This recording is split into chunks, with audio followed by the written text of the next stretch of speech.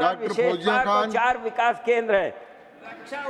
Doctor Fauzia Khan, Sir, thank आप you बैठ very जाएं। much.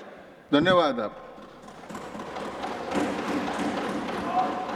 I stand here, sir, to participate in the discussion on the Union Budget 24. Minute आपके लिए।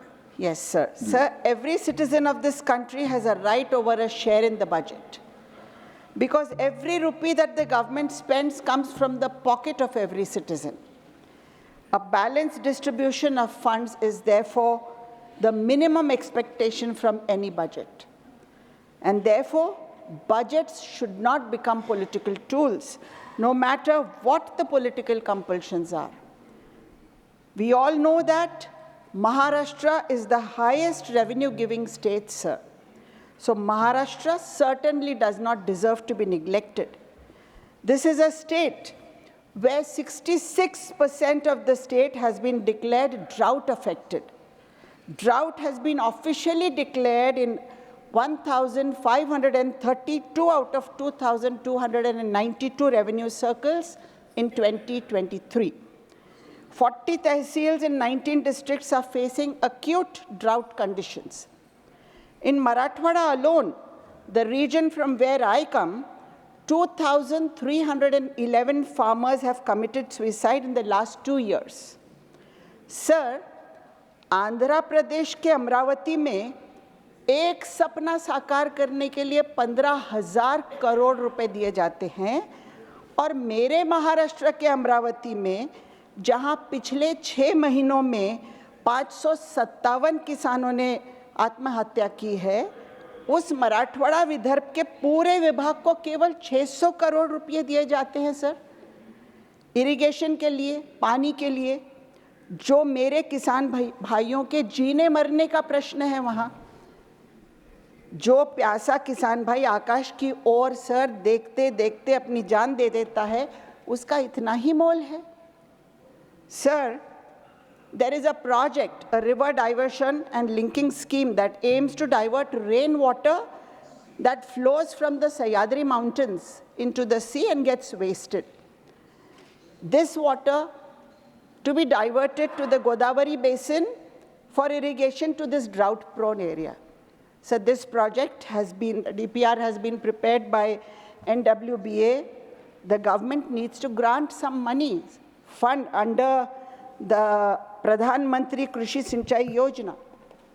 What the union government has to do is give environmental clearance, forest clearance.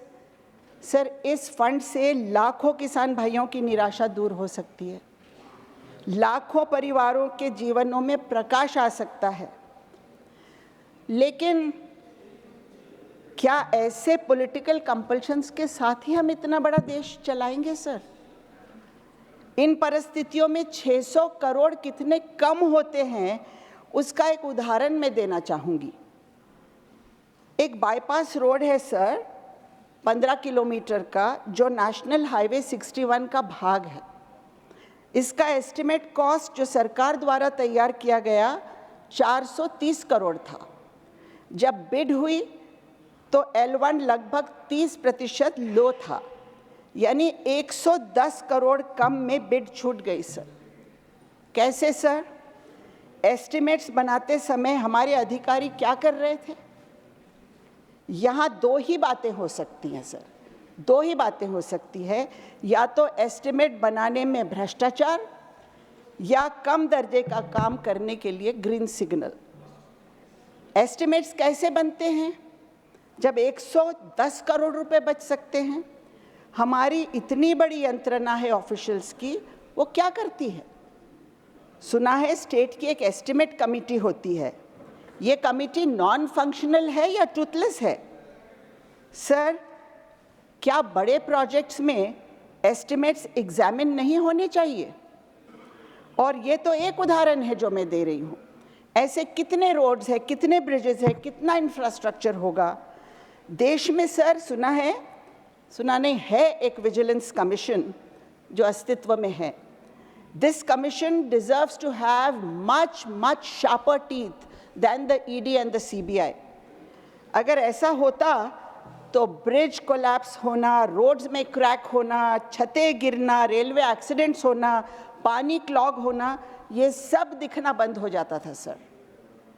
और साथ साथ हमें इतने पैसे अपने बजट में बच सकते थे कि अन्य राज्यों को भी इस प्रकार से उन पर अन्याय हम रोक सकते थे सर।